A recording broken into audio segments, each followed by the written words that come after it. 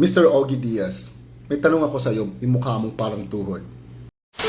So, ito guys, OG Diaz versus Dean Chase. Ayan po, sinagot ka na po ni Dean Chase. Ogie Diaz, sinagot ka na po. Kasi naman, ito si OG Diaz kasi guys, nag-post po siya. Shinare po niya yung mukha ni Dean Chase sa kanyang wall at sinabi niya doon sa kanyang caption na eto yung tao na ito ang naninira kay BBM. Nagpapalabas ng mga peke at AI na video ko no. Yun po ang sinabi ni OG Diaz. At pinagbibintangan pa niya itong si Dean Chase na may nagbayad daw kay Dean Chase para siraan etong si PBBM. Pero wag ka guys yung post po na iyon, naka-off po ang comment section. Takot atang mabash etong si OG Diaz. At ngayon, burado na. Binura na po niya yung post. Pero late na po, no? Binura man niya, marami na po nakakakita noon at naka-screenshot. Kaya eto, pakinggan nyo po, etong wristback ni Dean Chase. Kaya, OG Diaz, grabe. Sunog na sunog. Sapul na sapul. Etong si OG Diaz kay Dean Chase. Eto, panoorin po natin, ha? Mr. Ogie Diaz, may tanong ako sa iyo, yung mukha mong parang tuhod. Ano bang karapatan mo na para sabihin deepfake or AI generated yung nirelease namin ni Mr. T? Sino ka ba? At ano ka ba? Ano bang credentials mo? Do you specialize in digital manipulation? Do you have a credential for forensic document examiner? Kasi kung meron, by all means, pwede mo sabihin deepfake yun or AI generated. Pero wala eh. Wala kang credential na ganun. Wala kang karapatan na sabihin na deepfake yun. Kasi wala kang credentials to say such things. However, ako meron. Meron akong credential as a forensic document examiner kasi yan ang trabaho ko dito. Correct. Sa isang bangko na law firm, I'm a forensic document examiner dito. Yan ang trabaho ko dito sa Amerika. Alam niyo ba kung gaano kadilim nung video na yun, yung original? It was not AI generated, nor manipulated. No. In-enhance namin yon para makita ang pagmumukha ng adik ng presidente. Kaya wala kang karapatan na sabihin deepfake yun kasi wala kang credentials. Ano ka ba? Hindi yung pwedeng magngangaw-ngaw ka lang na sasabihin mo na deepfake yun porket nakita mo ang still images ng video at saka yung video mismo, wala kang karapatan. Ay, oo, deepfake to kasi wala kang karapatan, wala kang credential. Okay? Hindi yung pwedeng magngangaw ka lang. Kaya nga, sinasabi namin, nakasuhan na kami para malaman ng buong tao kung totoo ba yun o hindi. Ilang beses na namin yung hinahamon. May ginawa bang administrasyon? Wala, di ba? Kasi alam nating lahat kung bakit wala silang imik sa nirelease namin na video.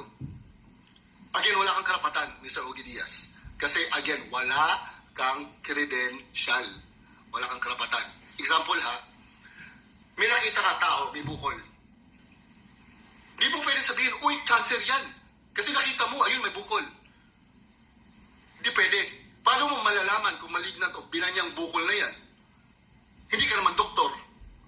You have to run tests for you to be able to find out that that bukol is malignant or benign. Tapos kailangan may credential ka na sabihin na cancer yun. Pareha din yan sa pag-determine na AI generated ba or manipulated ba yung video na nirelease namin. Okay? You're trying too hard to stay relevant. Oh my God. O, di ba? Risbakan mo rin si Barat Bay kasi sabi niya, etong si Dean Chase ay may nag-utos daw niyan. Si Dean Chase daw ay fake na DDS. Si Dean Chase daw ay nagpapanggap na DDS para pasukin po ang community ng DDS para sirain tayo. Si Dean Chase daw ay ang tawag doon nagpapakalat daw ng mga audio at video para daw i-share daw natin at masira daw ang ating mga account. Yun po ang sabi ni Banat Bay. Dapat risbakan din ito ni Dinches, ano? Hindi ko nga malaman kung sino ba talaga ang totoo. Pero para sa akin, nakikita ko naman na ito si Dinches at saka si Maharlika ay tunay na DDS. Eh bakit galit na galit naman itong si Banat Bay pag maglabas po sila ng mga ebidensya laban sa mag-asawa? Para bang ayaw nila na, yun lang nakakalito guys, no? Kasi DDS si Banat Bay, pero bakit siya nagagalit pag maglabas sila ng mga ebidensya? Pinagbibintangan nila, pinagbibintangan pa niya na itong si Dinches ay gumagawa lang ng istorya, si Maharlika gumagawa lang ng istorya, binabanatan niya, kaya nakakalito. Kung ano ba talaga itong si Banat Bay, DDS ba ito? Or ano, fake ba? Lagi pa naman niyang napunta sa Davao, pinupuntahan niya itong si Kibuloy dati, di ba guys? Kaya nakakalito lang kasi parehas ko silang idol eh. Idol ko si Banat Bay, idol ko si Maharlika. Kaya bakit mag-away-away? Kasi parehas lang naman na sinusuportahan natin si Tatay Digong, di ba? Nakakalito lang, di ba? Bakit siya nagagalit at bakit din nila binabastos itong si Hanilet at saka si Kitty? Kung maalala niyo po, di ba? Si Kitty at saka si Hanilet binabanatan nila kasi nakikialam daw si Hanilet doon sa case ni Tatay Digong, samantalang si Hanilet ay hindi naman daw tunay na asawa. Yung mga ganun na words, di ba? Kasi si Hanilet kasi guys, gusto na talaga niyang palitan itong si Attorney Kaufman. Nagdududa kasi siya na si Attorney Kaufman ay walang kakayahan para ipaglaban itong si Tatay Digong. Yun, nagagalit po sila. Bakit daw nangingialam itong si Hanilet? Tinawag nilang kabit, tinawag na nilang anak sa labas, itong si Kitty, yung mga ganun. Diba? Alam naman po nila na itong si Tatay Digong, mahal na mahal niya itong si Hanilet at saka si Kitty. Dapat yung mga mahal ni Tatay Digong sa buhay niya, irerespeto nila. Irerespeto din natin, di ba? Di ko maintindihan kung bakit ganon. Ganon na lang. Binabastos nila itong si Hanilet at saka si Kitty. Tapos ngayon, itong si Teo Moreno, isa din po yan na nagagalit at naninira kay Hanilet, guys. Siya po, at saka si Kefi, sila yan. Tapos ngayon, mababasa mo yung post ni Teo Moreno na ngayon ko lang na-realize na tama pala talaga si Hanilet na dapat palitan na etong si Attorney Kaufman kasi wala naman nangyayari. Yung mga ganon, biglang bumaliktad, biglang kumambyo. Diba? Diba guys? Biglang kumambyo kasi nag-away-away sila. Yung mga grupo nila, nag-away-away sila.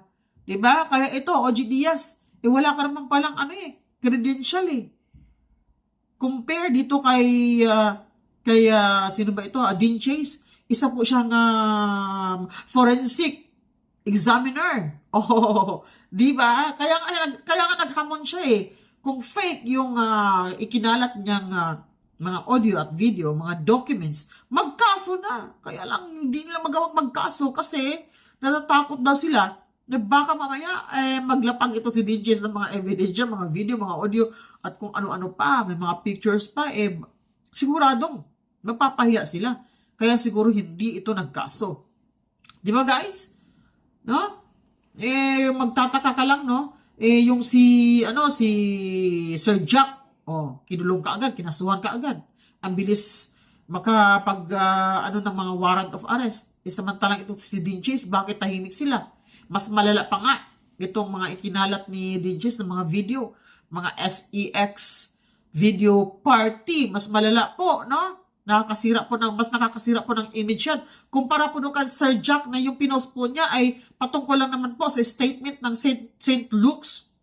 Fake daw po yun, yung pinapakalat ni Sir Jack, kaya inisyuhan ka agad siya ng warrant of arrest. Di ba ang bilis? Bakit ito? Bakit parang wala silang aksyon? OG Diaz, bakit wala silang aksyon? Yan ang dapat mong sagutin. Sagutin mo si Dinches. Bakit ganon?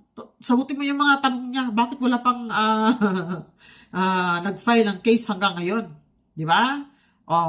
Di ba guys? Mapera naman po itong mag-asawa. Kayang-kaya po nila itong kasuhan. Puntahan si Dinches sa Amerika para mag-file sila ng case. Pero hanggang ngayon, wala pa rin. Simula nung March, naghintay po siya. Wala pa rin nagkaso sa kanya. Pati itong si Maharlika, simula nung 2023, ano na tayo ngayon? Anong taon na tayo ngayon? No?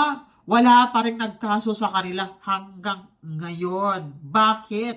Dahil natakot or umiiwas lang, nagbaka. Mag-case sila, magharap-harapan sila sa korte,